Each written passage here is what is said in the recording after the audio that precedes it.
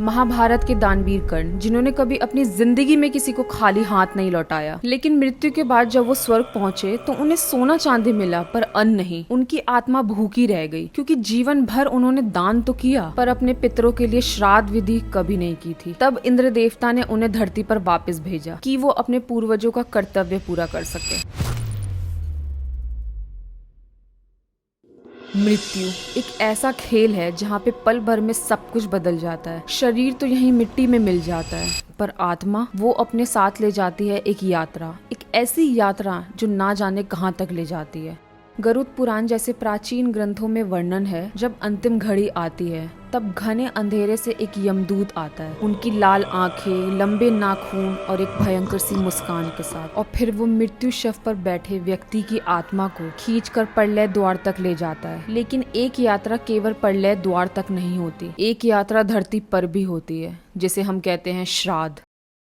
माना जाता है इस समय पितृलोक के द्वार तक खुलते हैं और हमारे पूर्वज धरती पर अपने वंशज से मिलने आते हैं। जो लोग समर्पित भक्ति से पिंडदान और तर्पण करते हैं उन्हें पितरों का आशीर्वाद मिलता है, पर जो लोग उन्हें नजरअंदाज कर देते हैं उनके जीवन में रुकावट, दुख और अजीबोगरीब घटनाएं घटने लगती हैं। श्राद्ध, जिसे हम पितृपक्ष कहते हैं, सनातन धर्म के अनुसार एक ऐसा काल है जिसे पवित्र माना गया है। इस समय सूर्य दक्षिणायन में होता है, अर्थात सूर्यदेव उत्तर दिशा से दक्षिण की ओर गति कर रहे होते हैं। शास्त्र में लिखा है कि दक्षिणायन को देवता की रात कहा गया है और इस रात के दौरान पितृलोक के द्वार खुलते हैं। इसका मतलब ये है हमारे पूर्वज जो शरीर त्याग कर चुके हैं और पितृलोक में विराजमान हो चुके हैं, उन्हें धरती पर आने की अनुमति मिलती है। कहा जाता है कि ये सिर्फ एक आत्मा की यात्रा नहीं बल्कि वंशज और पूर्वज के आत्मा का मिलन है। इसलिए सनातन धर्म में पिंडदान और तर्पण का विशेष महत्व बताया गया है। पिंडदान के माध्यम से हम अपने पूर्वज को भोजन और जल अर्पित करते हैं ताकि उनकी आत्मा को शांति और तृप्ति मिले। तर्पण का अर्थ है जल की आहुति देना, जिसमें हम अपने पूर्वजों को याद करते हैं और उनके लिए प्रार्थना करते हैं। शास्त्र में ये भी वर्णन है कि इस समय जो भी अपने पूर्वज को श्रद्धा और सत्य भावना से याद करता है तो उनके पितृ उनसे प्रसन्न होते हैं और उन पे आशीर्वाद बरसाते हैं। लेकिन जो इंसान अपने पितरों को भूल जाता है या जानबूझकर उनका सम्मान नहीं करता,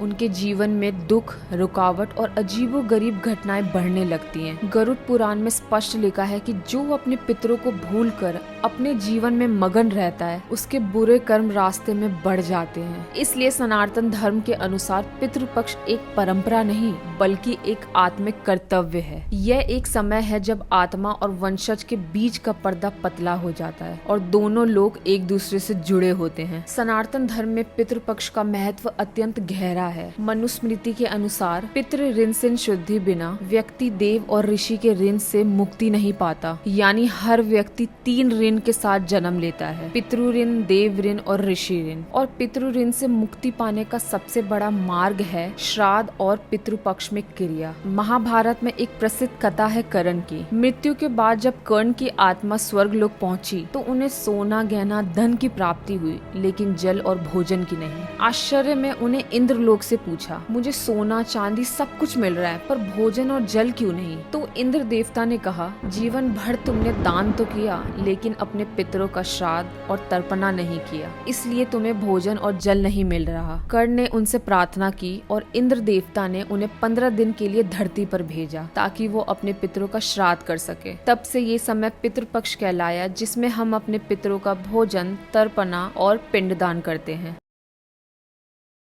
पितृपक्ष के दौरान कुछ विशेष कर्म किए जाते हैं जो हमारे पूर्वजों तक सीधा पहुंचने वाले माने जाते हैं। इन कर्मों का वर्णन यजुर्वेद, गरुड़ पुराण और विष्णु पुराण जैसे ग्रंथों में ही मिलता है। सबसे पहले और सबसे महत्वपूर्ण कर्म है पिंडदान। इसमें चावल, तिल, जौ को मिलाकर एक पिंड बनाया जाता है। ऐसा माना जाता है कि ये पिंड सिर्फ धरती पर नहीं रुकता बल्कि ध्यान और श्रद्धा के साथ पितरों तक पहुँचता है। कहा गया है कि पिंडदान के बिना पितरों की आत्मा आत्मा मुक्ति नहीं पाती। इसलिए गया, काशी और प्रयागराज जैसे तीर्थ स्थलों में इसकी बहुत ज्यादा इम्पोर्टेंस है। दूसरा महत्वपूर्ण कर्म है तर्पण। इसमें जल और तिल अर्पण किया जाता है। मंत्रों के उच्चारण के साथ जल को सिर्फ पानी नहीं, एक जीवन का सार माना गया है और तिल को पाप नाशक कहा गया है। ऐसा माना गया है कि वंशज जब मन और श्रद्धा के साथ तर्पण करते हैं तो पितरों की प्यास बुझ जाती है और उनकी आत्मा को शांति मिलती है। श्राद्ध में अन्न दान और गौदान को भी उत्तम माना गया है। अन्न दान क्योंकि भोजन के बिना जीवन का कोई अस्तित्व ही नहीं है। दूसरा गौदान क्योंकि गौ को धर्म, मोक्ष, अर्थ, काम सबका सार माना गया है। जो व्यक्ति गौदान करता है उनके पितरों को यम के पुल पर भी कोई रुकावट नहीं होती, ऐसा गरुड़ पुराण में लिखा है। पितृपक्ष के दौरान कौवे का अपना अलग ही महत्व है। हिंदू धर्म के अनुसार कौवे को पितरों का दूत माना जाता है, इसलिए श्राद्ध के समय भोजन बनाकर सबसे पहले कौवे को खिलाया जाता है और अगर कौवा खाना खाता है तो वो पितरों के स्वीकार करने का संकेत माना जाता है। पितृपक्ष सिर्फ एक कर्म कांड नहीं बल्कि एक ऐसा समय है जिसमें अनेक रहस्य और विश्वास जुड़े हैं। इन दिनों लोग अपने सपनों में पितरों को देखने का अनुभव करते हैं। ये सपने आम नहीं होते, इनको एक आध्यात्मिक संदेश माना जाता है। कुछ लोग कहते हैं कि रातों में जब वीदियां जलती हैं तब घर के अंदर अचानक से एक सुगंध, घंटी की हल्की सी आवाज या हवा का झोंका महसूस होता है। ये सब एक पितरों का आने का संकेत माना जाता है। सबसे पवित्र स्थलों में गया और काशी का नाम सबसे ऊपर है। कहा जाता है कि जो व्यक्ति गया में पिंडदान करता है उनके पितरों को मुक्ति मिलती है और वंश पे सदा आशीर्वाद बना रहता है। इसलिए हर साल लाखों लोग पितृपक्ष के दौरान गया यात्रा पे जाते हैं। काशी में भी तर्पण और श्राद्ध करना पुण्यदायक माना जाता है। यहाँ पे पितरों के साथ साथ देवता भी प्रसन्न होते हैं। मृत्यु के बाद भी रिश्ता संपन्न नहीं होता, ये रिश्ता सिर्फ शरीर से नहीं आत्मा से जुड़ा होता है। पितृपक्ष हमें याद दिलाता है कि हम अकेले नहीं जीते, हम उनके साथ जीते हैं जिनसे हम बने हैं। जो भी सुख, समृद्धि और खुशहाली हमारे घर में है उसके पीछे पितरों की कृपा होती है। इसलिए श्राद्ध केवल क्रिया नहीं, हमारा कर्तव्य है और शायद इस कर्तव्य के कारण हमारे पूर्वज अपने वंश के पास लौट कर आते हैं। आप भी पितृपक्ष के पवित्र समय में अपने पूर्वज को याद करिए और उनके आशीर्वाद के लिए प्रार्थना कीजिए। अगर आपको ये वीडियो पसंद आई हो तो लाइक कीजिएगा,